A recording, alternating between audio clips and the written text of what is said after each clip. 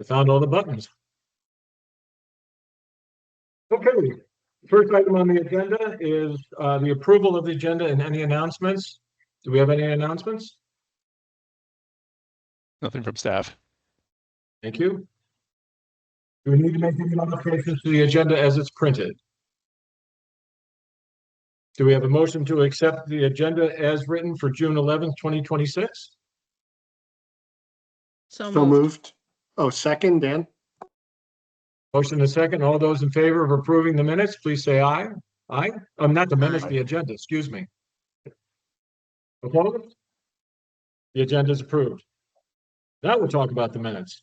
Approval, do we have a motion to approve the minutes of a May 13th, 2026 meeting?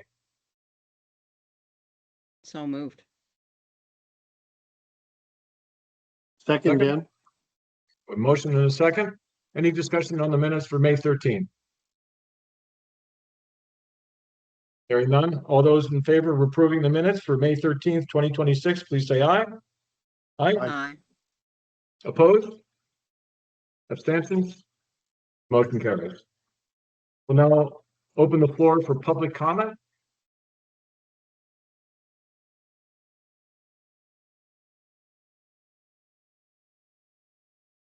And we will close the public comment portion. Okay, next item on the agenda is the VSTRS experience study. Great. And so, Mr. Chair, we're pleased to have the team from Siegel here with us today to present the most recent experience study. Just a little bit of background for new members. These studies are our chance to, once every few years, take a look at the assumptions that underlay our plan valuations and see if they're holding up, if they're consistent with recent experience and projections of what the future holds. In the past, we used to do these every 5 years, but as part of the big pension reforms a couple years ago, we moved to a 3-year cadence. So the last few experience studies have been done in 2020 and 2023. This experience study is going to look back over the last 3 years, sometimes a little bit longer, depending if the experience warrants it. When we do the valuation this upcoming year, we will still measure our performance for this upcoming valuation by the old assumptions, because that's what was in place at the beginning of the year. But when we're looking at setting liabilities going forward, we'll use these new assumptions. So that when we're doing the valuation the following year, that'll be the first time we're saying, are these new assumptions, how did our actual experience measure up against these? So the other key note that I wanted to point out here was that in the past, this board has been responsible for all of the assumptions that go into the experience study. As part of the reforms a few years ago, the economic assumptions, the major economic assumptions, have been moved over to VPIC. So at their last meeting, VPIC weighed in on the rate of return, the inflation assumption, and the asset smoothing method. The rate of return of 7% and the asset smoothing method remain the same, but VPIC determined that the inflation assumption, previously 2.3%, should be 2.4%. So that 2.4%, Siegel looks at it and makes sure it's reasonable, but those assumptions are already set by VPIC. They'll flow through some of the assumptions we're going to look at today. And so with that, I'll turn it over to Matt and team to kind of walk through the experience study. And at the end of this, what we're hoping for is the approval and adoption of these assumptions.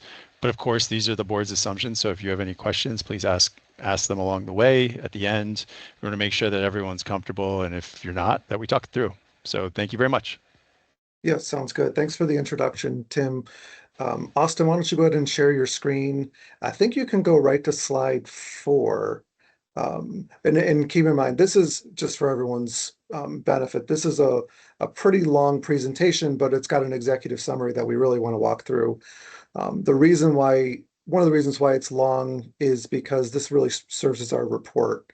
So it needs to have a lot of content to show, other actuaries that might pick this up, that we've looked at the appropriate things, but we don't intend to go through, all 68 slides of this. Just about 67 of them will be. No, I'm kidding. Yeah, on slide 4, what we really have are, two sets of demographic assumptions, considering, we're looking to project out benefit payments in the future for, obviously, for current retirees, what those amounts are going to be with COLA, and then how long they're expected to be paid out for.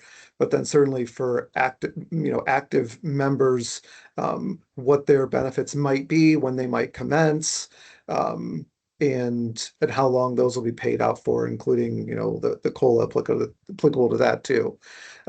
So the assumptions that obviously a lot of assumptions go into that.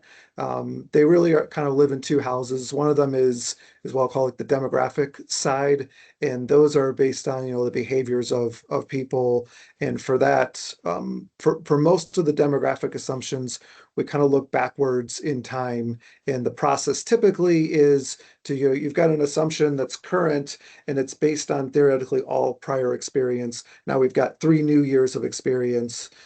So we want to sort of course correct based on those 3. And a lot of times we'll take the legacy assumption, weight it by 50%, the new experience, weight it by 50%, and then have a recommendation set off that. Things like mortality is one where, the published tables rely on a really big set of data, and history doesn't always tell us, give us the best indication on life expectancy. We're all expected to live now a little bit longer than we were, 20 years ago, 40 years ago. So mortality is one where we kind of like to peg it as best as we can to what recent experience has been, and then we rely on another projection scale to kind of guess at how rates will improve in the future. There are some other situations too where you're maybe changing the format of an assumption, or you're developing an entirely new one. In that case, you don't really have a legacy assumption to blend it with. And then economic assumptions are really the other side of the house.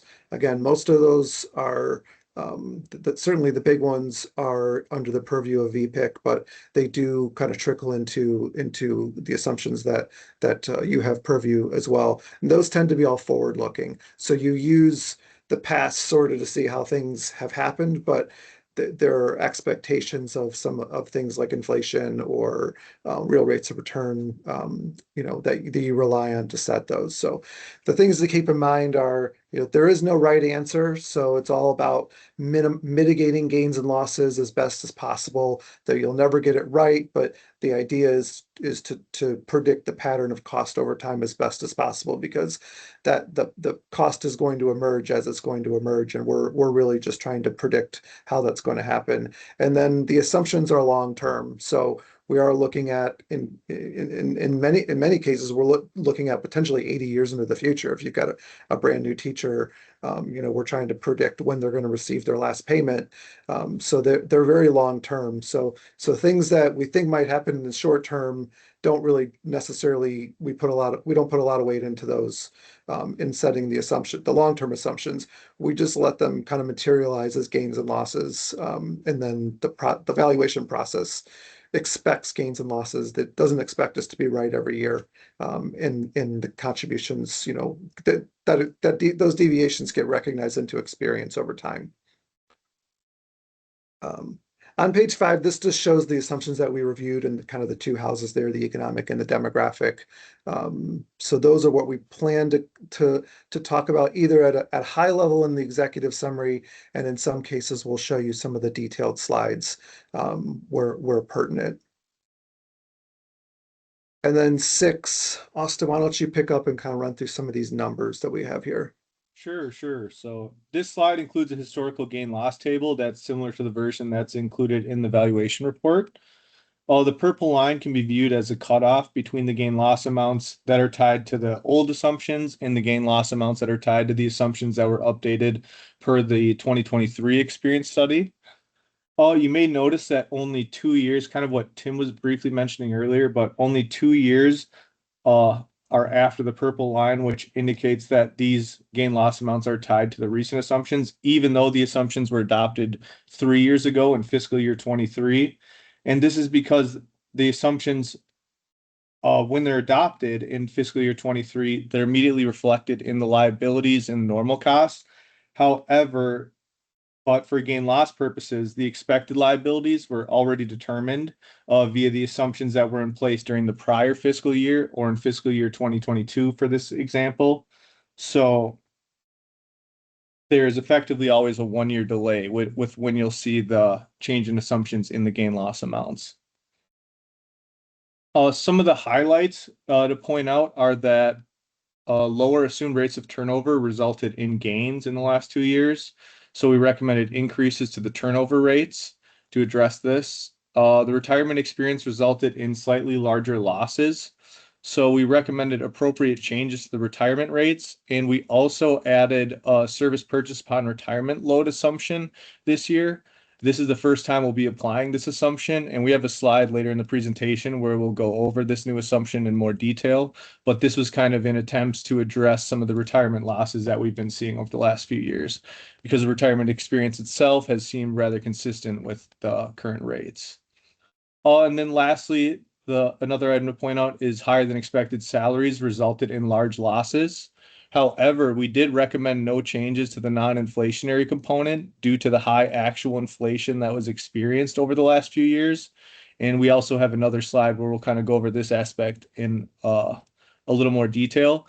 But we did, however, recommend increases to the inflationary component, which align with the increase in the inflation assumption from 2.3% to 2.4%. So now, Matt, if you want to hop back on. Yeah, so one of our bigger, impactful demographic assumptions is the mortality, post-retirement mortality. And so what you're looking at here is a bar graph, separately for male retirees, female retirees, and then beneficiaries of both genders. But so the darker line on the left is and what we look at here is in terms of the benefits released. So not necessarily the count of people that died, but we're looking at their benefit amounts. Because one thing is that the tables have generally shown a high correlation to benefit amounts. The higher the benefit amount, the longer the longevity. And so we study the data that way so that when we apply the mortality table, we're kind of on an apples to apples basis. So you're looking at benefit amounts in thousands. The dark blue is the amount that was expected to be released due to mortality. The teal in the middle is the actual, which in aggregate wasn't terribly far off over the 3-year period. And then the purple is proposed. And so what we do is there's published tables by the Society of Actuaries where they've actually going back to, I think around 2018 or 2019, they released a set of tables that was based on public sector specific mortality. And they actually had different versions of the tables. They had general employees, public safety, and then they had a series of teacher tables as well. So that data had a central year of 2010. So it was like roughly like 08, 09, 10, 11, 12, and I think through like June of 2013. So that Pub 2010 table was the most recent table at the time, and that kind of drives our expected. Now we can look at your own experience and modify those tables, usually with some kind of a load, call it like something like, well, you're taking 105% of the rates or 95% of the rates, so some kind of a multiplier to apply that basically try to align the published table with your own experience, but you can only do that to the extent that the data has quote unquote credibility. It turns out that for the male and female groups of that the credibility is around, it's worth about a 50% adjustment. So we're basing the assumption on 50% of your own experience, but then 50% of the table that's been published. So there was an update to that study that came out a couple years ago, and it's got a central year of 2016. So it's called the Pub 2016 table series of tables. It all had pre-COVID data included in it. But we're recommending, obviously switching to the newest set of tables. The entire series of tables, and I think across most of the groupings, including teachers, general employees, and I think the only group that was level mortality was maybe one of the public safeties, but all the other groups showed worse mortality in this new table, new series than the old ones, which means that in terms of this table, the proposed number of benefits released would be higher. And so by the time we're taking the off-the-shelf table and then we're allowed to blend it with the actual data a little bit, we're kind of left with, after that exercise has taken place, we're kind of left with these proposed values here. So you can see the male retirees the proposed is very close to what the actual was. The females are slightly higher. In fact, just even very, very slightly higher than the old table. And same thing with the beneficiaries, although that group clearly has very little credibility because there just aren't a lot of lives in that group. And I'll pause for a question on We've this. got a question. Chris? Yeah, thank you. Just to be clear, so I'm looking at the teal for males, for example. Can you just quickly explain to me, I'm a new member, when Sure. you say benefits released, I'm confused about what that 5.58 million figure is compared to the beneficiaries bar graph. I'm not understanding the So that's difference between these two. that's the sensitive way of saying $5.575 million worth of benefits from retirees are dying off. And so we think about in terms of the liability being released because it's going away, but it's going away because the lives are gone and those are being transferred to the beneficiaries. Beneficiaries are then, when that happens, so if a male is single and they're getting a single life annuity, they're truly released. If they have a spouse beneficiary, then maybe it's 50% of the benefit goes into the beneficiary category, but that entire amount's released from the male retiree, and then in the next year, the other half portion goes into the beneficiary group. And then just as a quick follow-up, then the beneficiaries, this represents $934,000 because the beneficiary, let's say the spouse, has now died. Right. And so Okay, thank you. these are spouses of former retirees. In some cases, maybe they're also former participants. My brother was married to a teacher. They both participated in Illinois TRS. But in most cases, it's someone who you get their information basically when the retiree fills out their paperwork, and then they're a beneficiary on the book. On the book says not in pay status, but once the member retiree passes away, then a half or 75 or 100%, wherever the percentage is, goes on to the beneficiary. And just to And maybe it's obvious, but the sort of overall size of the three different blocks are because we have more female teachers than male teachers, so it's a the number there, the dollar number, is a factor of both the number of members and the benefits that they're receiving. So that's why for beneficiaries, there's the fewest number of those, right? Most of the people who we're paying pensions to are the teachers themselves. The beneficiaries are either maybe only receiving half if that was the option that was chosen. There wouldn't be a beneficiary at all. So that's why that's just a much smaller number to begin with. Yeah, and even in the cases where you had a 50% joint survivor elected, the beneficiary can predecease the retiree in some cases. So Exactly. that there's a lot of things trending towards the beneficiary group, even though it includes both males and females being smaller than either of the other two groupings. question on researching the actual mortality of the system. How many years back do you go for that? So this one, I think we just used the 3 years underlying the study. So it would be fiscal 25, fiscal 24, and fiscal 23.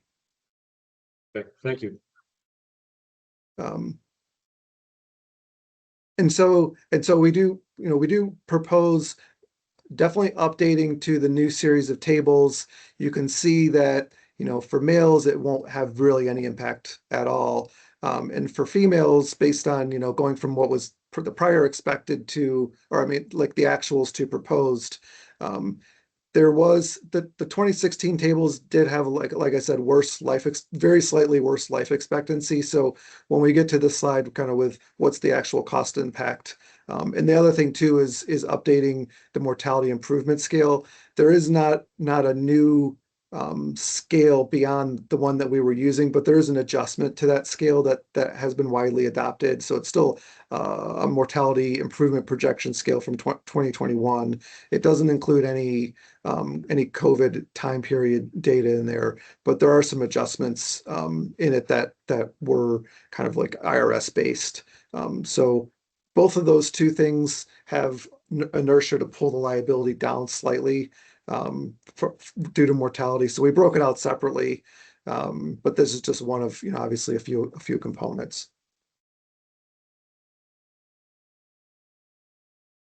Moving on to slide 8 and talking about the economic assumptions. So the VPIC actuary and VPIC elected to keep the investment return status quo at 7%. They did elect to bump up the inflation from 2.3 to 2.4%. We believe that's reasonable. I have a slide that'll correspond to that and support that as well. COLAs is an assumption that can have quite a bit of an impact on the plan. So that's now something that VPIC has adopted, but that flows right through to our plan.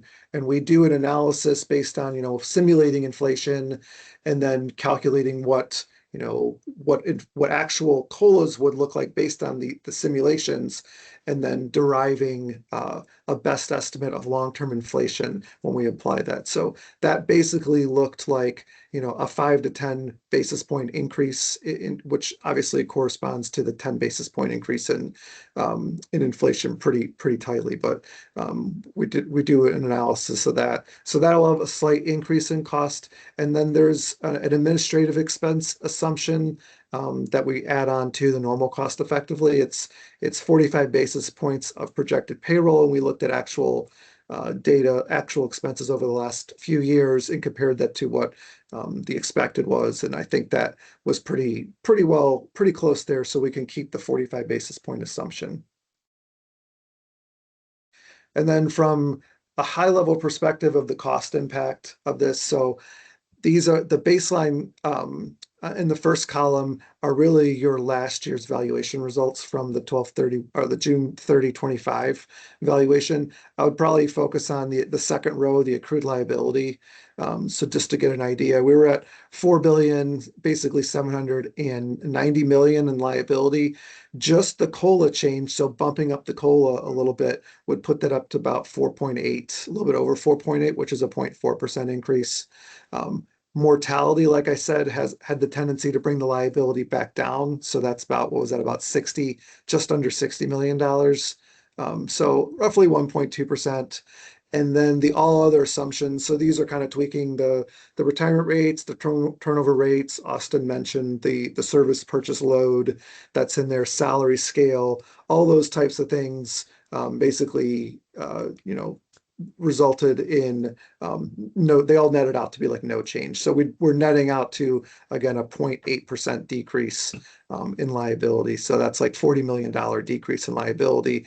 In terms of the contribution, the ADEC amount, we were at 221 million in last year's valuation. Under this new package of assumptions, that number would have been slightly lower, just under 214 million. So it's like about $6 million lower in contribution. Of course, that's just for a proxy. We won't apply these until we calculate the fiscal 28 budget contribution amount, but this is just to give you an idea of the magnitude of what we would expect. Yeah, and Matt, that's a point I wanted to emphasize, that this is this slide I think is really helpful to, in one sort of place, tell the story of this experience study, like what impact it's going to have on the financial condition of the pensions and on our contributions going forward. it doesn't mean that we got the amounts wrong before or that we're going to go back and change them. It's just so that folks can appreciate the scale of whatever change where the actuaries are recommending. You can look at it and say, okay, well, the COLA, when you introduce the COLA change, that's going to have maybe a modest impact. The mortality is going to have an opposite and more impactful effect. So it just helps kind of tell the story and give perspective, but not meant to actually change any of our funded percentage or our ADEC for 25. Right, thank you. So that's kind of the end of the executive summary. We do have a few other slides that we want to walk through that kind of help tell the story. This one is important because it shows the two assumptions that VPIC had purview, kind of how they affect some of the other assumptions that we're using. So you can see inflation is a component of pretty much all the assumptions. And then investment rate of return, there's a real rate of return that they analyzed. And we have to basically do our own analysis as part of the experience study, even though it's being calculated and recommended by another group. The standards of practice say that we need to basically still find it to be reasonable. So we've done that analysis in here. So yeah, Austin, just move to like 11, and again, just showing that we're talking here about inflation and remembering that it was 2.3 and that they did adopt 2.4%. On the next slide on 12, there's a lot of information here, but we've bolded a few of the bullet points that are indicators of that are kind of out there on the internet for expectations. These are investment consultants, investment advisors, economists. The Social Security Administration puts out a report, but you can see the bolded numbers all kind of trend towards something where 2.4% would be fairly reasonable. They all seem to support that. The one, there's another number about that has to do with the spread between treasuries that are indexed for inflation and that are not indexed for inflation. The spread on those two yields is like the market's expectations of inflations, and over 20 and 30 years, it's like 2.47 and 2.25. So even somewhere in the middle there is 2.4. So we certainly think 2.4 is supportable. This is obviously an assumption that I think everyone is, or maybe like inflation itself is something that we're all kind of feeling and noticing maybe more than we did 15 years ago, 10 years ago, when it was fairly nominal. So it remains to be seen if we're going to stop at 2 point. I wouldn't be surprised if we held steady at 2.4 for a period of time. I wouldn't be surprised if there's another tick up at some point to 2.5%. There's just so much going on. So this is kind of like one of those assumptions that I think's on everyone's mind. But we are sort of looking out long term. You can think about the Social Security report. They're doing projections. Their horizon's basically the same as ours, 80 years, 100 years on to the future. And so their intermediate assumption is 2.4%. So we feel like that's always a pretty good barometer. And on this one, I think just to reiterate the long-term nature of it, if you go back to slide 6, Austin, where it talks about the 5-year history of gain loss, you'll see on COLA experience, wherever the actual inflation amount is for the given year, it's going to drive a relatively substantial loss or gain. If you went back for a number of years before this time, this was an area of pretty consistent gains because folks will remember the period of low inflation in the 20 teens. So we would often see gains there. For recent history, it's been the post-COVID spike in inflation. It's been an area of loss, and even though we're expecting inflation we're setting the inflation assumption at 2.4%. We know that for this upcoming year, we're almost certain, unless something incredibly drastic happens in the next month, that we're going to have a relatively substantial loss in the COLA bucket, and that's okay because what we're trying to do here is keep a consistent long-term measure for funding this thing over decades. I think today is when the CPIU Northeast came out for May, and it's 5%. we use the June number. So, this will be an area of loss, but that's the system working, I guess is what I'm saying, because we're not trying to chase what it's going to be this year. We're trying to keep a long-term amount.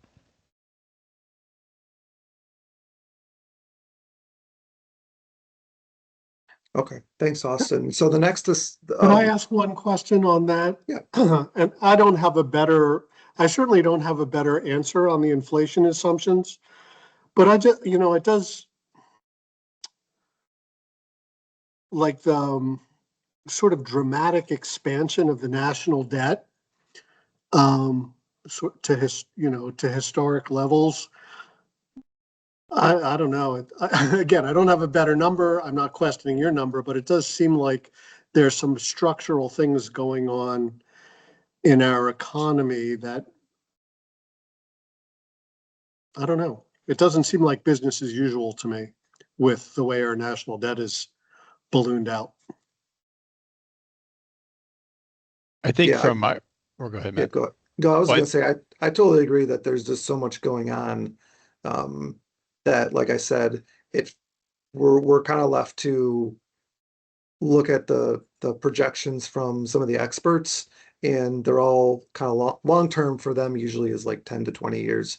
But they're all sort of looking at that 2.4. But I agree, it's got to be totally in flux that, 6 months from now, a year from now, there could be different expectations. That's why I suspect we're potentially not done, but we also could just as easily be done at 2.4. And one of the things that strikes me, because VPIC looked at this a lot, and when you look at some of these long-term assumptions, there is some volatility in them, right? Like, so folks are looking out over a 20-year horizon or 30-year horizon or any of the metrics that Matt noted, but they're doing that like every month. And so there's, that always kind of, I feel like, is a little comical to me when you this is going to be the 20-year assumption and next month it'll be something different. But what it says to me is a couple things. One is we don't have the expertise sort of in-house on this one to really kind of come up with an inflation projection over 20 years on our own. So I kind of look to where, most two things. One, try and stay with the herd, right? Like where are most people using? What are most people doing? Does it make sense? And two, are we moving in the right direction without taking wild swings? And so that's why I appreciate the approach that VPIC took in this year, where I think, Dan, everyone's feeling the same way that you are and has that kind of sense. So I think the responsible thing to do at this point is start moving. And, then we look at it again and maybe we keep moving. But what I would be concerned about is, do we say we're really concerned about this, so let's take a really big bite this year, something macroeconomically happens, we have another substantial recession, rates drop to the floor, we have another low interest rate, who knows, right? So the key is, I think, are you moving in the right direction? And that's what I think this action by VPIC, and as confirmed through Matt's analysis, really does in this case. Yeah, Thank you for I think we taking- still had members on the board that remember when we were at zero and we changed legislation that if it goes below zero, to protect COLA. I mean, Yeah.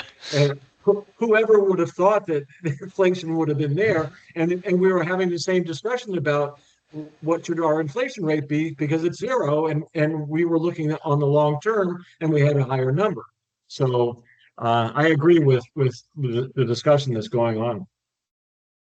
Thank you, John, and thanks, Matt and Tim, for addressing it. I don't have a better number, and I'm sure VPIC is a lot closer to it than I am, as is Matt. So I'm just sharing a concern, but the approach makes sense to me. In the absence of a better certain number, let's do what we're doing. That makes sense. George, you have a question?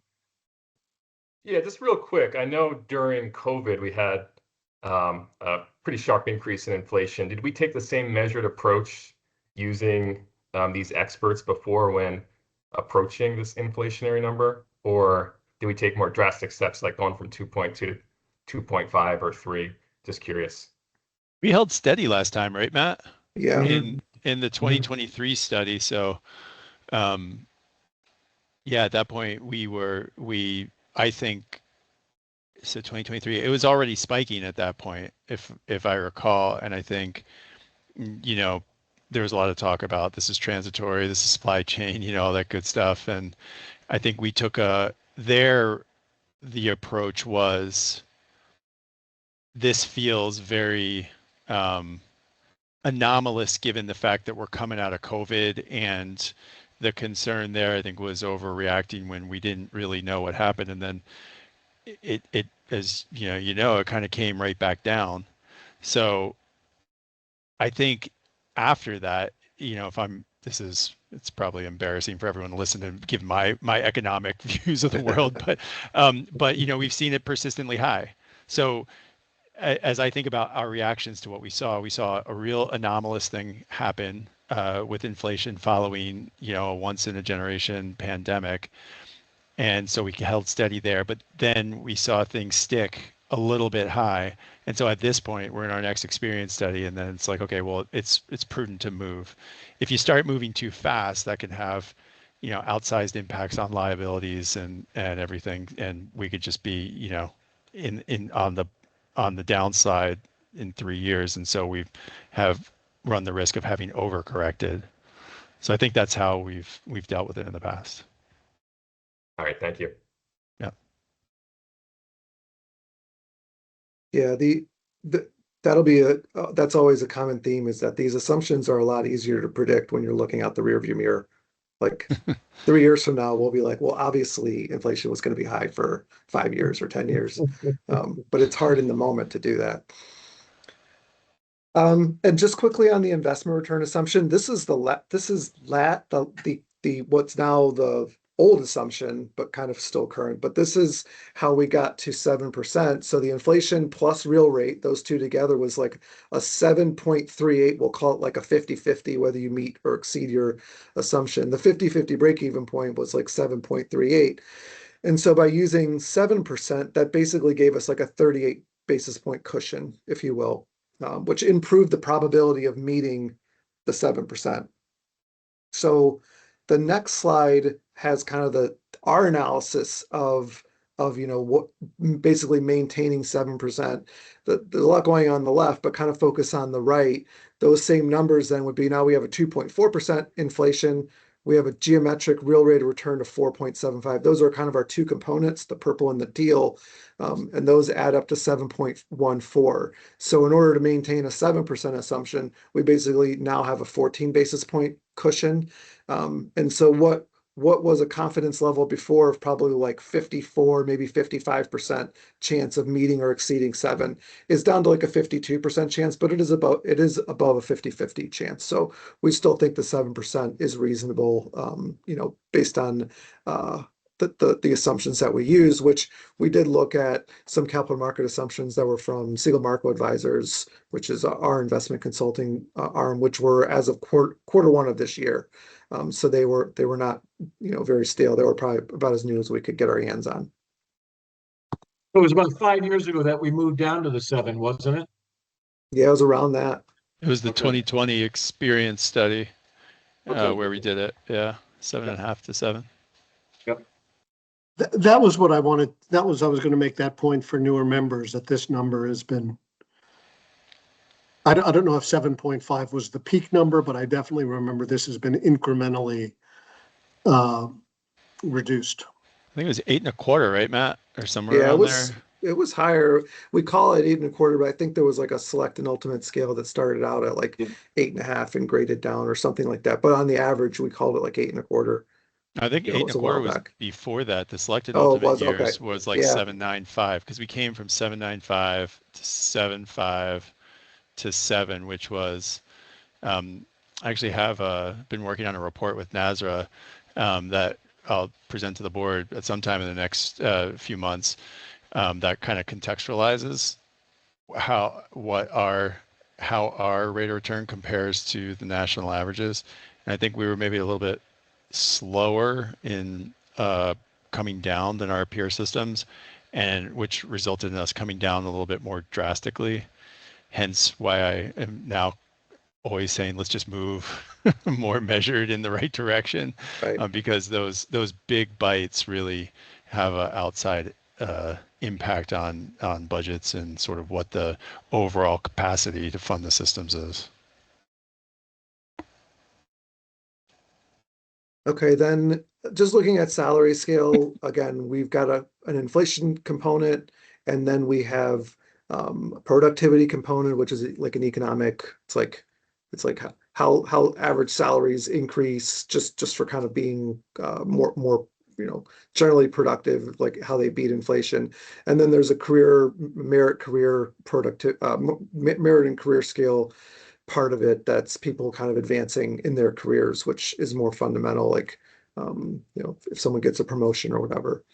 So we want to look at the experience net of actual inflation and just look at those other two, the orange and the green pieces together. So just as an example, like if there was an assumption that was like 4% salary increases and to make it a round number, like 3% was the inflation, that orange and green together would be 1%. So we'd say, well, we were expecting 1%. And then over a period, let's say actual increases were 8%, but inflation was 6%, then we would want to subtract off like the actual 6% inflation and have the green and orange together be like 2%. So we'd want to be comparing the 1% excess that we assumed to the 2% actual. And in that case, we probably would split the difference and say, let's make our orange and green component 1.5%, and then add it on to whatever the assumption was. If it's, I used 3 in the example, but 2.4. So we study those parts together. The part that we're knocking off when we look at the actual salary increases, these are people in each of the years that were kind of there at the beginning of the year, there at the end of the year, we look at their salaries and what the increase was. We're knocking off we're saying that inflation over the period averaged about 5.6%, which is fairly high in the year butting up to the last year, which was fiscal 24. The inflation had come down a little bit, but we don't feel like that 2.89 number would have really had time to work its way into any of the experience data. So we're kind of taking all the increases and then knocking off 5.61%, and then looking at that excess and comparing it to what was expected. So with that in mind, the next slide shows what that looked like. And we've got it by age band here, but I kind of look at the total. So in the first column of data, we sort of expected an average non-inflationary increase across all ages to be 2.72%. There were some increases and some actually, effectively decreases in real compensation increases. But on average, they averaged out to be like just barely over 0%, 28 basis points.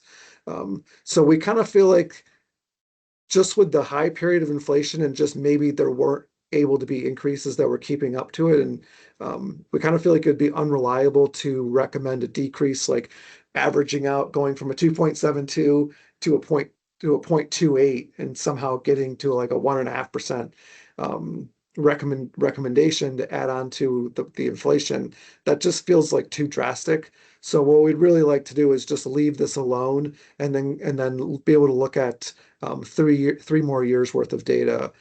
So to the non-inflationary part, we're recommending no change to it. But for the salary scale in total, we do have to recognize the fact that the underlying inflation will go up by 10 basis points. So, the gross salary scale assumption will go up by 10 basis points, but kind of the non-inflationary component, we just don't feel real good about changing that. That could be potentially an overreaction, as Tim was saying before. And so this is a way that I think this is an exercise of judgment here, where if you're just going by the numbers here, it says let's assume going forward that folks are going to make a little less, but we're still but even though we're adopting a 2.4% inflation number, so we're recognizing that piece. as I said before, we all know, inflation's probably going to be at least 5% this year, and I wouldn't be surprised given recent events if it stays a little bit higher. So by not making this change that the data over the experience period would otherwise suggest, we're kind of baking in a little conservatism and saying, rather than recognize the gain right now from the going closer to the actual experience of 0.28, let's just stay steady. We know inflation's going to be there, so let's not try and recognize a bunch of gains right now, where point of fact we just don't think that's going to materialize. Right. And then the next assumption, it's called payroll growth. It typically gets used in two places. One being, as you have unfunded liability and you amortize your unfunded liability over time, you typically amortize it as a level percentage of payroll, because that way the amortization payment that's getting added to the normal cost and developing the contribution, if the sponsor is thinking about the cost of their plan in terms of what does it cost as a percentage of payroll, then you're basically treating all the components as a level percentage of payroll. It just so happens that the increase for in the amortization payment is in statute, but it's 3%. We happen to use the other component, obviously, is the normal cost piece. Normal cost, according to the cost method, the way we develop it, and again, normal cost being the value of benefits earned for actives in the current fiscal year. And so just we have got an accrued liability, which is for the liability for all service rendered to the valuation date. And then we have a normal cost component, which is the value of liability, expected to be earned in the next year, which gets added onto your liability. So the next year's expected liability is like last year's accrued liability plus the normal cost, minus whatever benefits you paid out during the year. But that component is calculated as a level percentage of payroll. And so when we calculate the valuation cost, we're calculating a normal cost for the fiscal year. So like in last year's valuation, we calculated the cost of accruals for fiscal 26, but really what we want to budget is the estimated cost for fiscal 27, so the amortization component by statute gets increased by 3%, but then we have to increase the normal cost by an amount, and we increase it by the 3% assumption. So this is a long way of saying, there are some theoretical components to this, like inflation and productivity. Some of those have changed. Like if you go to the next slide, Austin, we know inflation went up by 10 basis points. We actually studied and found a productivity measure, which looks like, we could see it going up by 10 basis points as well. So I mean, in theory, we could bring this assumption up from 3 to 3.2%. But as we looked on page 19 on the actual data, and kind of going back over time, recently payroll has increased in aggregate over 5 years, like about 4.6%, but about 1.1% of that is due to active members increasing. So if you take the difference, that's like a 3.5%. But over 10 years, it's like a 2.8%. Over 15 years, it's 2.5%. So it kind of feels like 3.3% is still very reasonable. And just also knowing that out there's potential, the membership's not gonna go up. In fact, if there's any more school consolidations, maybe it'll dip down a little bit. It just feels better to kind of hold this at 3, continue to hold it at 3%. I don't feel like, looking back at historical calculations, that the 3% assumption has caused us to really miss anywhere. So on page 20, we're recommending the plan specific adjustment, basically negating off those 20 basis point increases and still continuing to use the 3%, unless we see like next time that it was actually, a problem with the normal cost was increasing faster than what we thought. And at that point, we can kind of tackle this then.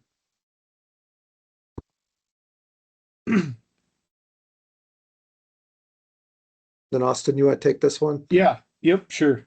So over the next few slides, we'll briefly discuss recommendations as they pertain to the COLA assumptions and the administrative expense assumptions.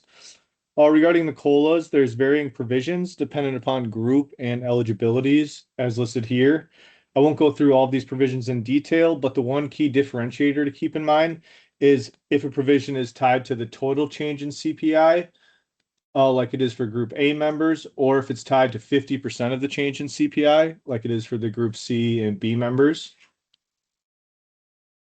So since inflation was updated to 2.4%, we performed a stochastic analysis where we applied each of the respective provisions and simulated thousands of trials to model how this 10 basis point increase in inflation would impact the COLA assumptions. And the results of our analysis ended up being quite intuitive, where for all the groups that have a provision that's tied to 100% of the change in CPI, it was a 10 basis point increase in the COLA assumption, versus for the groups that had a provision that was tied to 50% of the change in CPI, it ended up only being a 5 basis point change in the proposed assumption. Regarding the administrative expenses assumption, Quick question. sure. I got a quick question on the COLA. Now, for the Group A members, that population is dropping dramatically in terms of the number of members that we have. Is there a point at some point Group A won't, in our experience, if we don't have, we may have beneficiaries, but we may not have members. Does that get adjusted at all? The assumption still maintains, but it just won't be applied to anyone. So when we perform our calculations, yeah, it just doesn't impact any of the results. But yeah, yep. Thank you. That makes sense. Okay, perfect. All right, so for the administrative expenses assumption, the current assumption is 0.45% of projected payroll is added to the normal cost, and that projected payroll is the payroll that's projected from the previous fiscal year. This table just kind of shows how the actual administrative expenses have panned out over the last 3 years. Since actual expenses have emerged reasonably close to the 0.45% of projected payroll assumption, we propose no updates to this assumption. We believe the 0.45 is still reasonable. So now for the next few slides, we have, as Matt mentioned earlier, this is technically our report as well. So we have some additional details regarding the mortality analysis, but I think we can kind of skip through some of these slides. Yeah, I would skip all the way down to 36, in fact, which is kind of the next most interesting thing to me, which is the retirement rate assumption. And this kind of highlights, I'm looking at the last two bullets really, but we've got the Group C grandfathered where there's an assumption, it's getting smaller, so there's not a lot of folks there. But then the Group C non-grandfathered is really where a lot of the bulk of the people are. And that assumption we've broken down into four pieces. So because there's rule of 90, and when you meet the rule of 90, there a lot of times people are sort of waiting, and then they meet the rule of 90 and there might be a spike in the tendency to retire. And then, but right after that, if you don't go out when you're first eligible, maybe that means like you're a lifer, like Austin will be at Siegel. So you would stick around. And then after 65, we have a different assumption that's out there. But just kind of walking through one at a time. Slide 37, again, Group C grandfathered is a pretty small group, but we did see that like the blue line, obviously under 60, there probably just aren't a lot of people there. And then 61, 62 is pretty close, but just kind of eyeballing from 63 on, it was just lower than what the expected was, the red. So we did bring that down slightly to match, when those people are expected to go. But again, it's a pretty small group. 38 is the first group of Group C non-grandfathered. This is before rule of 90. It's a larger group here. And it tracked pretty closely, except for maybe once you get out to beyond age 61. And we just recommended, again, some very slight decreases to that assumption as well. The next page is 39, is that first year of meeting. So kind of independent really of age, We think when you meet rule of 90 for that first time, you have some tendency to go out. I think here we just basically reduced it by a couple percent. You can kind of eyeball the teal line there, and it just ended up with the weighting for the people and the benefit amounts would just be like a very small I think it's a very small decrease to that rate. And then finally, the post 65 for that group. This is pre 65, but after meeting it, again, this one's a little bit more different, but we would be recommending decreases, particularly at very small at 59, 60, we have a decrease, 62 is roughly the same, and then 63 and 64 are slight decreases again. And then 41 is the one where it's kind of like an assumption that's applied to between 65 and at age 70, we assume 100% of the people will retire. But once you're 65, we've got just a flat assumption. And again, this was another one that fewer people actually went out than, at least from the perspective of fewer projected benefits went out than what was expected. So we just had a little bit of a decrease to this one as well. Having said all that, I think I last 4-5 slides, I said we slightly decreased, slightly decreased, slightly decreased. In terms of the liability, fewer people retiring usually means that you are getting gains, but we were getting losses on the liability side. So we had the people leaving later than what we thought and not earlier, but yet we were still getting losses. So that's where we kind of went in and said, well, what are some other things that could be generating losses for retirement that aren't related to when people are retiring, because we don't think we're that far off on that part. And that's this business on slide 42, where we know people are basically showing up with having bought service. And so we're projecting, let's say at age 61, that they are going to retire at 62 with service, with 28 years of service, let's say, and then they actually retired with 30 years of service. So their liability is higher. That dynamic of those extra 2 years is rolling into our losses, but it's really not, they'd really be going out precisely when we think they're going out, but yet they're still showing a liability loss. So Austin's going to talk about how we want to try to start to approximate that and build it into the liability and study it going forward. Sure. So just to add a little bit to what Matt was saying, so we kind of investigated what else could be causing these losses that we were seeing in an area of liability that seemed to be creeping in unexpectedly, appeared to be tied to the unexpected large increases in service upon retirement for some members. And so in attempts to address this issue, we used a file that contained service purchase upon retirement data that was provided by Tim's team to develop this service purchase upon retirement assumption. Specifically, we recommend applying the service purchase upon retirement load assumption of 0.40 years of service for active members that are not eligible to receive an unreduced benefit upon retirement. And the reason we excluded the members who are already eligible for unreduced retirement from this load is because they're unlikely to have a need to purchase service upon retirement because they're already eligible for unreduced retirement. And so our plan is kind of to begin applying this assumption during the fiscal year 26 valuation, and then we'll monitor experience over the next few years to evaluate how well this assumption is doing at addressing those unexpected retirement losses we've been seeing. And then we'll kind of reconvene during the next experience study to see how well the assumption worked. So in purchasing service, the term that has been used for as long as I've been on the board is that cost is calculated to be cost neutral to the state.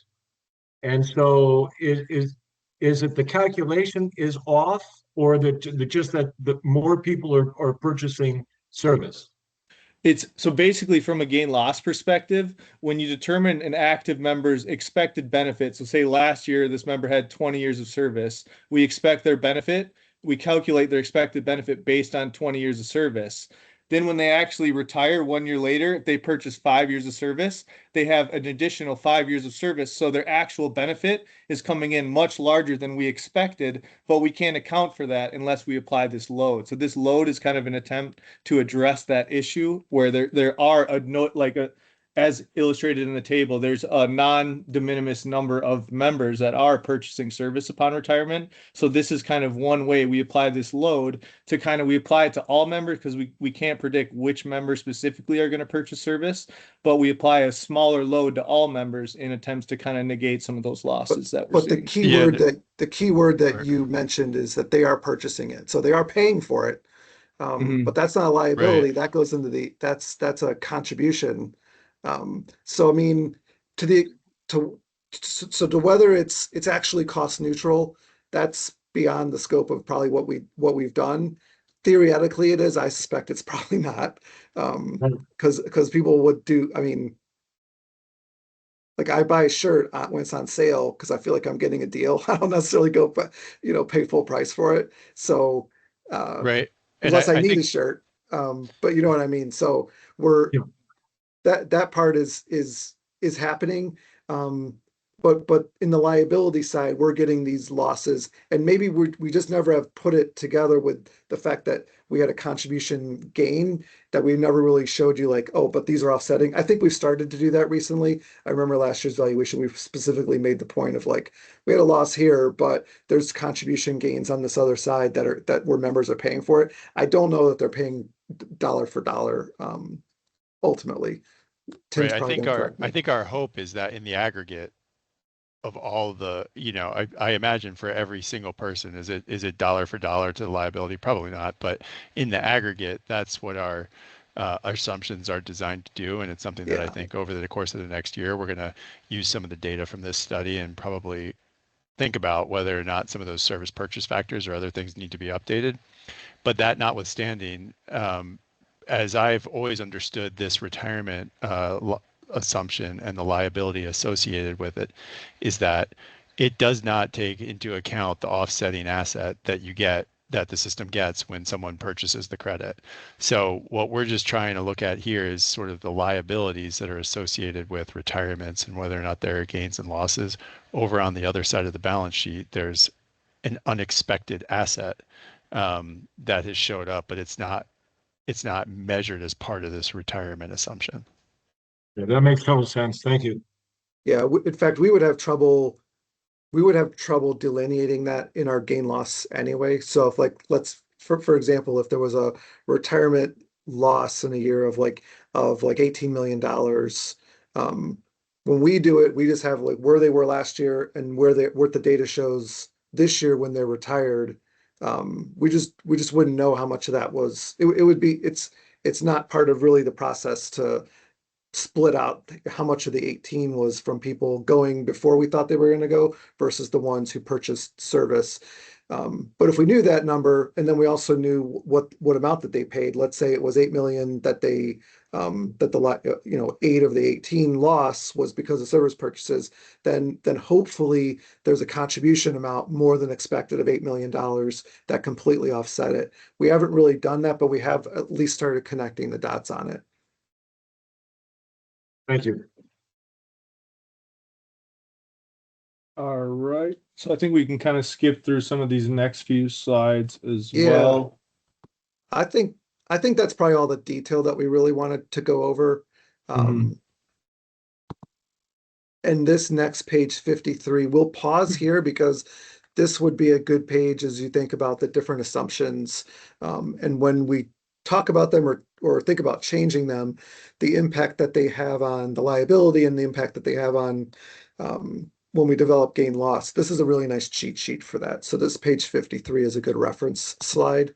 And then starting on 54, I'm going to have Austin kind of go through this a little bit, but this is really what you'd be adopting, the current assumptions in one column, the proposal is in the next column. Sometimes it says no change, and other times it tells you, the directional and sort of magnitude of what the change is. But this is kind of like what you'd be adopting if you were to choose to adopt the assumptions. Yeah, so these next few slides are effectively like an extended cheat sheet of all the current assumptions for referencing, and then all the proposed assumptions or the proposed modifications to those assumptions, and then just a general comment on how that would impact the actuarially determined contribution or the ADC. And so I won't go through all of the proposed updates in detail, but we can kind of try to point out some of the highlights. So regarding the inflation assumption, by increasing the inflation assumption by 10 basis points, there was no direct impact on the ADC. However, there was a secondary impact due to the increase in the inflationary component of the salary scale rates that we previously discussed, and due to the resulting 5 or 10 basis point increase in the COLA assumptions, which both of those changes ended up slightly increasing the ADC. On the next slide, just kind of to follow up on the mortality comments, updating the base tables to the applicable Pub 2016 versions and updating the improvement scale to the 2024 adjusted version of the MP 2021 scale. Both ended up decreasing the ADC. And then regarding retirement, we made some of the slight changes to the assumptions where we saw the experience was still pretty close to expected. However, we did add a comment about adding that liability load, or the service load for the service purchases upon retirement, which ultimately had a slight increase in the ADC. So this slide, some of the slides we skipped earlier were regarding inactive retirement and disability retirement. And those two assumptions are pretty non-impactful on a large scale when considering all of the other assumptions. But we did make some very minor changes. Like for inactive retirement, we decreased the pre-normal retirement the pre-normal retirement age rates from 15% to 10%. And then for disability, we kind of decrease the female rates and increase the male rates by 5% each. And both of those had somewhat offsetting, very minimal impacts on the ADC. For termination, which was also one of the sections we did kind of breeze past, but we did increase the rates to better fit experience where applicable. And this ended up causing a decent decrease in the ADC, but this kind of aligns with the recent gains that have been experienced over the last few years. And lastly, there were no changes to the spousal assumptions. So then kind of for our final slide, we have another version of the cost impact analysis. And just to briefly kind of summarize everything. So if all of the proposed assumptions that were made in this, or all of the proposed assumptions in this presentation are adopted, the ultimate impact when comparing with the baseline, which was the fiscal year 2025 valuation results, would be about a $40 million increase in liabilities. It'd be about a $40 million decrease in liabilities, a $2.6 million decrease in the normal cost, about a decrease in the funded or increase in the funded ratio of about 60 basis points, and then a decrease in the ADC by about 7.3 million. So that kind of concludes our presentation. We can open up the floor if anyone has any other questions or comments.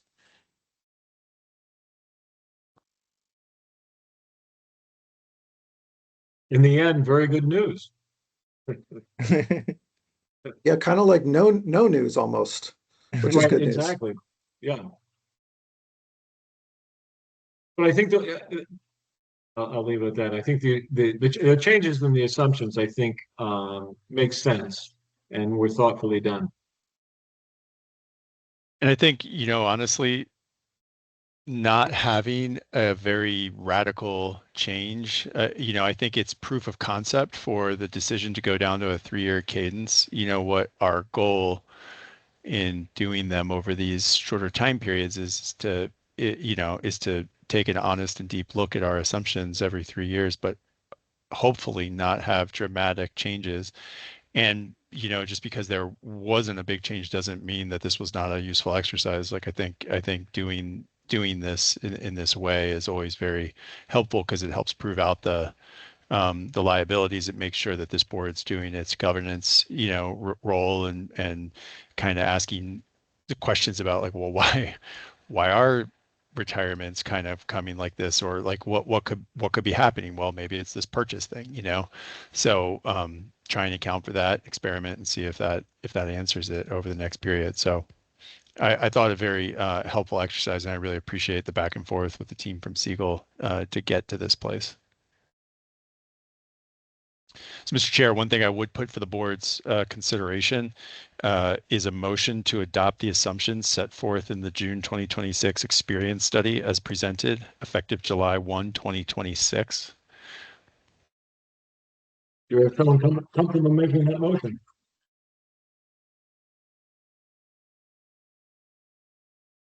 I So do, moved. John. George. Oh, second, but Dan. Yep. George and then Dan. Further discussion on the experience study?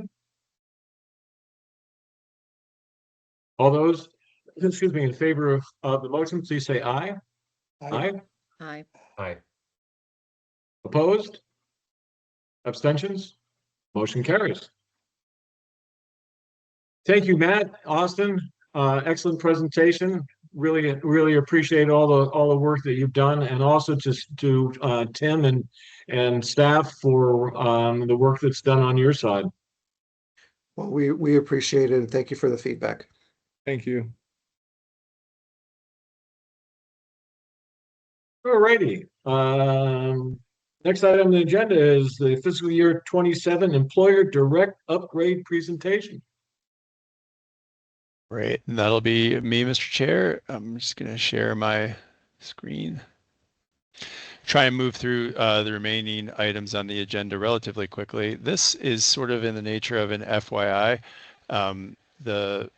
The project that we're looking to undertake this year is going to be substantial and it's going to have a cost to it, but I believe it to be within the budget that we have set aside for LRS and the work that we do with them to maintain our pension gold system. And that ultimately our hope is that it's a benefit both to our system and to all of our employer partners who engage with the system on a regular basis.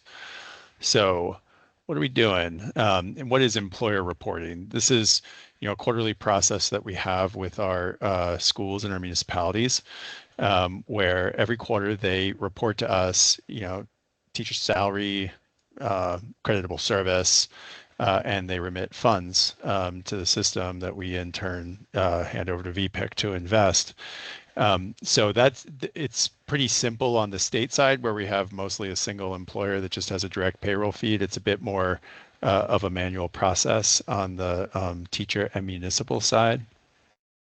And so for this system, we have 135 different employers that we work with, and every quarter we have to make sure they're remitting their funds, they're in balance, that the data checks out between them and us. Where is my cursor? Sorry. There we go. So the current system is, if the name is indicative of how current it is, it's called legacy. The system that we're using right now has been in place for a number of years, and it's no longer supported by the developers of that system. So what we essentially do is the employers import their or export their data into the legacy system. Our team scrubs it in the legacy system, and then we import it from there into our pension gold system.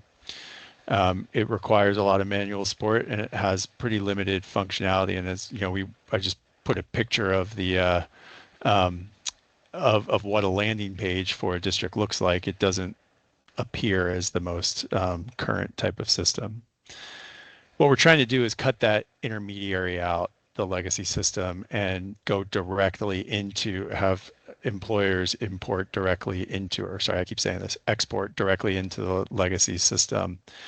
And then within that system, do the scrub process, make sure that everything is as it should be, that we and the employer are aligned in what's going in. This will provide greater security, greater functionality, and a greater level of system support. And we own this module already we bought it from LRS as part of the overall pension gold system. We just have not turned it on. I think we've owned it for probably a couple decades at this point. So it's something that we really want to use so that we can get the full benefits of our system. And it's very similar. I don't know how many folks here have used the Member Direct portal. That's the portal you can use to go in and look at your account. This is the employer corollary. So we've been working with LRS over the course of the last few months to kind of understand the scope of effort.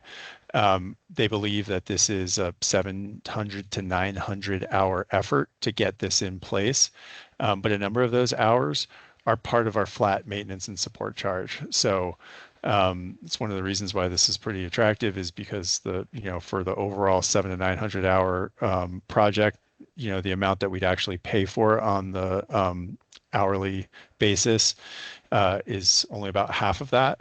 And so I wanted to put the total cost there at the bottom. It's about a $50,000 to $85,000. If you're putting it to me, I'm probably going to say this is a tech project, so I'm going to look at the $85,000 number as the one that's probably more realistic, though ever hopeful that we could bring it in underneath. So how does that fit into our budget capacity for this upcoming fiscal year? We've budgeted about $500,000 for pension gold. Most of that is going to be flat fee maintenance and support, hosting and security fees. We pay those at one go. I'm actually paying them this month for the upcoming year. Those are set amounts that we have that LRS just does a number of annual projects, making sure it's the system secure, making sure that any necessary like IRS upgrades are going in, updates are going in, all that kind of stuff. We have budgeted for about $140,000 in expected hourly ad hoc work above, those flat fees. What have we spent in recent years? It's kind of been all over. It kind of depends on how much what's coming at us from the legislature here, what's coming at us from the IRS or any federal changes. But a couple of years ago it was 120,000. More recently, I think when I made this deck, 50 was the number. I think that might be closer to 60 now. But we expect that we will have the capacity within that $140,000, but it'll be a big piece of it. And that's why I just wanted to kind of let you guys know about it. We're not looking for any, we believe we have all the authorization we need to kind of make sure that we have solid systems in place and that this falls within that. But because it's one of the bigger efforts we're going to take in the course of the next year, we just wanted to bring it to you. The next item is the budget, so it seemed like the right time to bring this to you. This project is still in the scoping phase, so we haven't landed on the exact what exactly we're doing with the budget or what exactly the timeline is, but we're solid enough that this is something we want to do.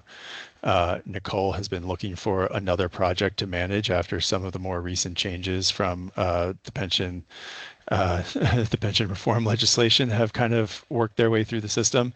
So we wanted to just let you know about it and answer any questions that you might have. And I'll stop sharing with that.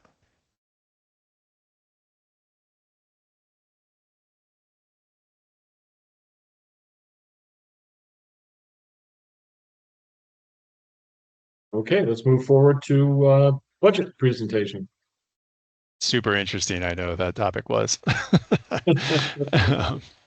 So this one I will share again, and just going through what I'm presenting in these materials is really two decks. The first is sort of the budget update from what we presented to you last February.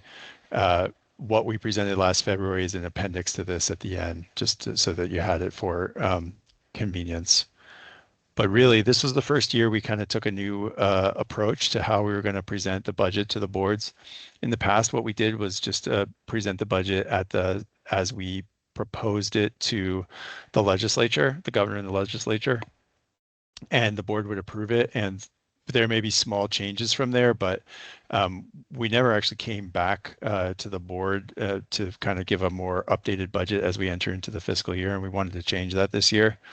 So we talked more in depth about how we developed the budget and what we presented to the legislature at the start of the legislative session.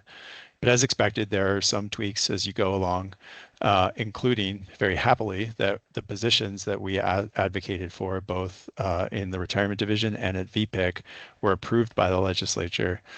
So we wanted to bake those into the budget before final approval from this board, and then and then get final approval. Dan, I see a hand up. Yeah, I just want to check. I noticed in the first box on the far left, it says draft agenda presented to the board. Should that be draft budget? That should be draft budget. Sorry, that's a typo. Okay. I My figured. I apologies just for wanted, that. no, Yeah. no, no. I just wanted to be picky. Sorry. Yeah, no, it's good. Yeah, I appreciate the heads up. So yes, that we did present that as a draft, but I think went through that in pretty good detail just to let folks know what what was going on in the system, what we're looking at going forward. So what happened from the during the legislative session? As I said before, we got the two positions, the retirement division and the VPIC position. The impact there is about $200,000, a little less in for both the administrative support and the VPIC pass through. Sorry, another typo there. I apologize for that. A little less than 200,000, and that's for the overall budget for the office, not for the VSTRS system. As you know, VSTRS usually accounts for about like 40% of the overall retirement budget. So that was the one, that was the major line item that changed. The other was there was an increase in our ADS charge that's largely due to moving things into the cloud and picking up higher service charges for that. So when you bring that down to what that means for the combined system, it means that we're up about 11% for the year overall. And for this system, because how we allocate the costs, as I said, is a little different throughout the system for all systems. We're up about 8.2% over last year. I think that's compared to, I think it was, sorry for the scroll, that was up from approximately 2.7, which as we presented previously. But those are the reasons that we're very happy about those. They feel appropriate to us. It's what we advocated for, and we're grateful to this board's support in doing so. And going back to what we just saw with the administrative budget assumption that this board just adopted and maintained the 45 basis points. We discussed that at length with Siegel, and we feel that these additional positions will generate a little extra cost, but we've been below that 45 basis points sufficiently to feel like we have the appropriate headroom in place, particularly with the projected payroll growth over the next couple years. So that's what that's our sort of update. That's the final budget that we're seeking board approval of as we go into fiscal year 27. I'm happy to answer any questions. Can you remind me what death match is? I love that evocative title. Death match is, yeah, maybe we can find a better name. But it's really important for us to know when people pass away, and there's not always people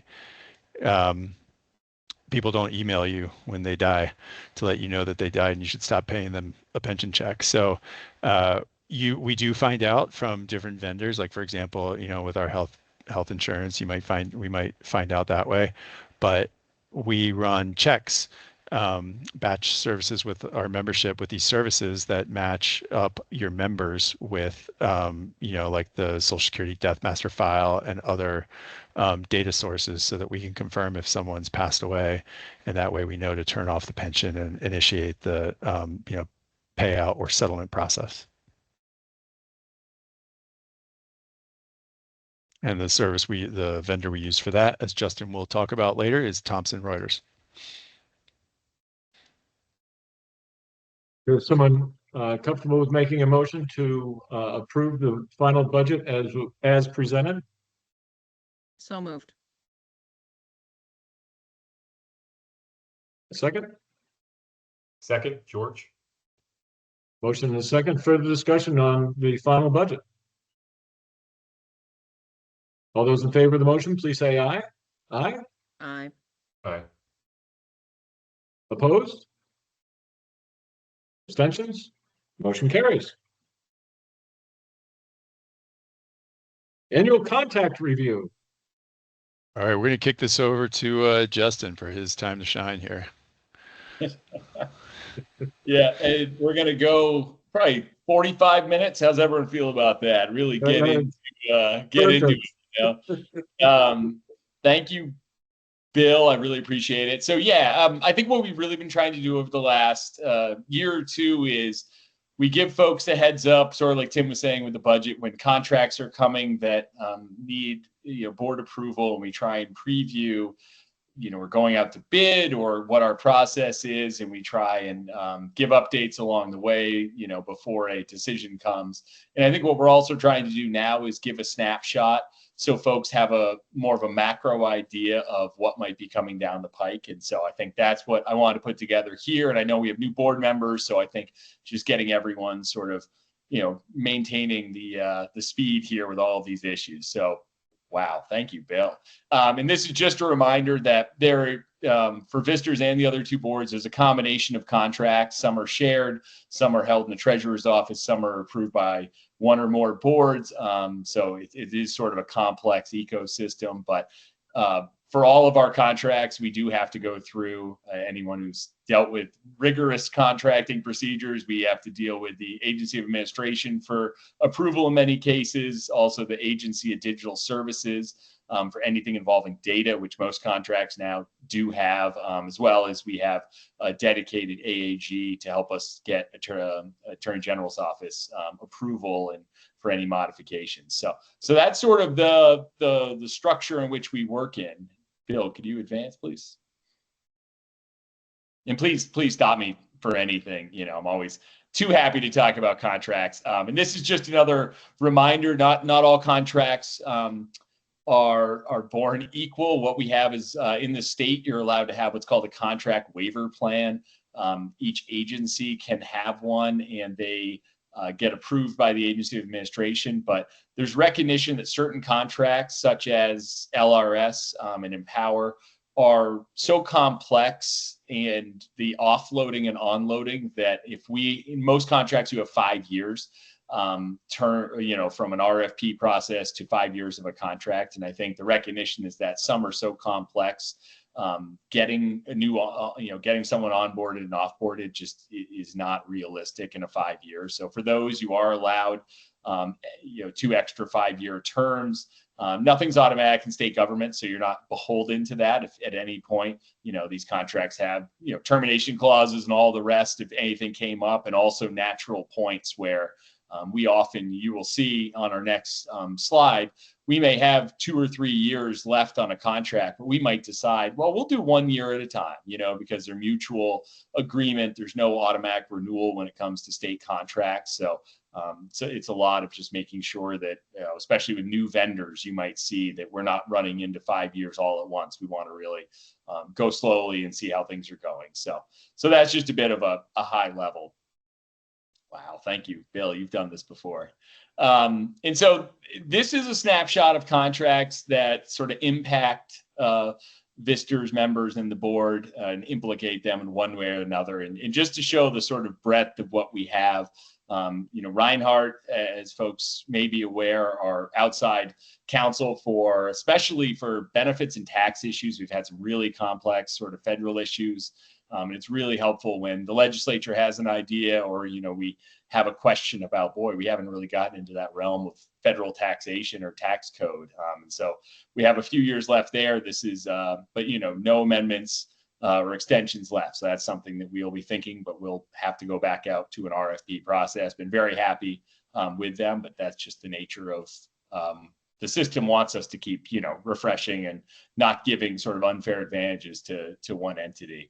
Acrisure, used to be Hickok and Boardman, just so folks are aware.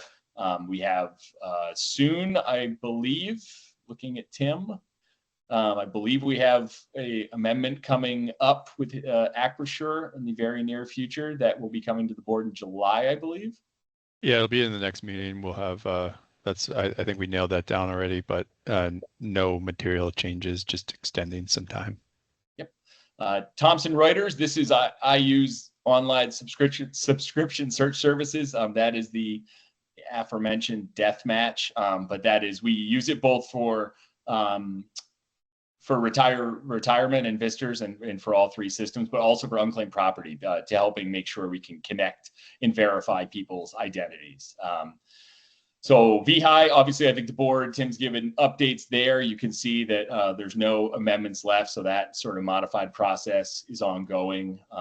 HealthSpring, everyone should be well familiar with that as a new vendor to all the work that this board did last year at Delta Dental. And you'll see that coming up. That is our next RFP process, or at least one of the next ones for that will impact visitors. That probably will take place in early 2027. Put the OPEB on there. The governor, we believe, is about to sign the Treasurer's Omnibus Bill, which does transition the OPEB benefits, the administration of them, to VPIC, but we do have this contract still on there reflecting the work that they've been doing. RVK, obviously, for all the great work that Sarah and her team have done. You'll see there, that's the first contract we've ever had. We have several years remaining. Siegel and LRS are on there. You'll see the CWP notation, just contract waiver plan, just so folks understand the nomenclature. And then Empower, obviously, everyone's familiar with Gabe and the team and the great work they've done as a legacy of the original Prudential contract. And then we actually have Powers and Powers cut off a little there, but those are for disability retirement type 2 appeals. We have a neutral hearing officer, an attorney who is a hearing officer for those situations. So Bill, if you just go ahead one slide, please, that would. Perfect.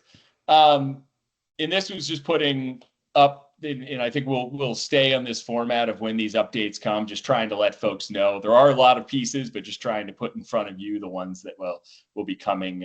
If you hadn't heard from Tim or I about them, but so Acrisure and VHI are on your radars, and more to come there. But I'm always happy to talk about contracts. I really like this opportunity just to give the snapshot. And if there are ever questions, we do keep, what you see here is extrapolated from active database that's updated sort of weekly on my end. So always happy to answer any questions about contracting. Just to speak to those two, Acrisure will be coming up soon. That's pretty. It's a flat fee consulting contract that we've had in place for a number of years, and we're not going to recommend any substantial changes to it. And we've discussed previously in closed session, so as not to prejudice, negotiating posture, but we're working with VHI to evaluate, next steps for that contract as well. So that's active, and expect further sessions on that in the next meetings. Dan, question? Sort of a comment. I do contracting for the DFR, and I don't know if you're encountering this, Justin, but like the latest version of Bulletin 3.5 says at amendment.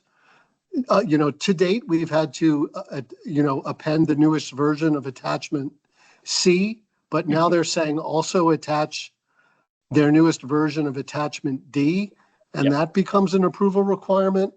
Yep. And I have to say, I'm stunned because I think I'm going to try to move away from doing amendments, because the amendment process is basically negotiating every substantive, putting every substantive term from the contract back into play other than term and dollar amount. I mean, it's crazy. I know you and I could probably have a separate conversation. Yes, I will just say, and frankly, you'll see in the Acrisure contract, you'll see a brand new, the February 13th attachment C. And yeah, I'm constantly having these fights with my AAG in the sense of, it causes, just so folks understand, you take what you think is you maybe have 5 years, and if you only do a 2-year term, you're relitigating everything, which is very difficult, which is why contracting is incredibly difficult. And it just begs we live in this ecosystem where, as Dan knows, and none of us have the authority, as I often tell folks when they want to change something in a contract. I'm like, well, if it involves IT, I have to go to several agencies, and so yeah, it's very difficult. And I think you may see more 5-year contracts come up, and then leaning on termination for convenience or something else, but that's sort of, it's inside baseball here. But it is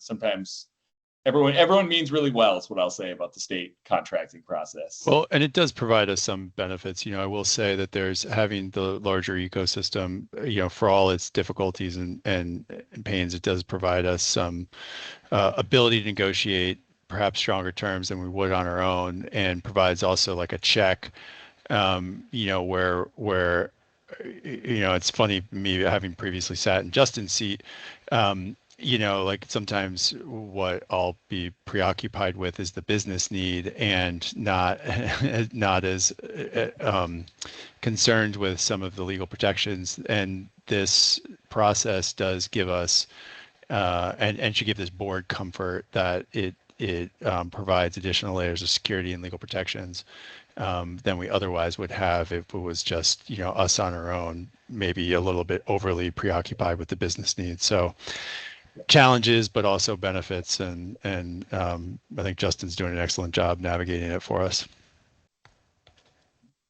Oh, I'm sure he is. I'm just saying the process is so cumbersome that, Justin, if you ever want to an ally in trying to push back, if the treasurer's office decides that they want to take on that Don Quixote like effort, I will be your Pancho, what's his name? Sancho? Something like that, in tilting at state contracting windmills. I appreciate that. And yeah, we love, as we're in a publicly available recording meeting, we love our state partners, I think is the official end of my segment here. So. Oh, you're much more diplomatic than I am. But seriously, if anyone ever has questions, I'm always happy to discuss these. It gets complex, but it's obviously very important and a huge part of your work and my work. So I'm always happy to talk. Excellent. Thank you, Justin. Any questions about contracting? Okay, let's move on to disabilities. We've got two disabilities before us this afternoon. We'll take one at a time. You've got the packet in your material. The first disability we'll look at is DD. The Medical Review Board has made their recommendation. Do we have a motion?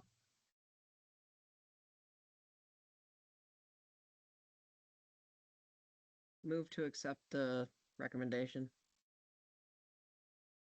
Second? And second, George. We have a motion to accept the Medical Review Board's recommendation. Discussion? All those in favor of the motion, please say aye. Aye. Aye. Opposed? Abstentions? Motion carries. Second disability is for AP. Do we have a motion? Move to accept the recommendation. And second, George. Motion and second. Discussion on the disability of AP? Hearing none. All those in favor of the motion, please say aye. Aye. Aye. Aye. Opposed? Abstentions? Motion carries. Next item on the agenda, any other business to come before the board? Mr. Chair, I just want to note that I'm going to try and figure out one of these months, July or August, to give the board a break. I don't know which one that is right now, but I'm going to work with the team and figure out. And so I'll be in contact, hopefully within the next week or so, to see when we might skip a month and then return to our normal programming. So more to come on that. But yeah, thanks otherwise for a good meeting. Absolutely. And we're only 4 minutes over. Yeah, I'm pretty proud. So I was noticing that. I'm glad you pointed it out. I was pretty proud of that. We're lagging a little bit, and then it's okay. I could feel the hook coming my way. I'll entertain a motion for adjournment. So moved. Second? Second. We have a motion and a second for adjournment. All those in favor, please say aye. Aye. Aye. Aye. Opposed? We are adjourned. Thank you so much. Everybody get outside and enjoy that cool weather we're having. Thank you. All right, stay cool, folks.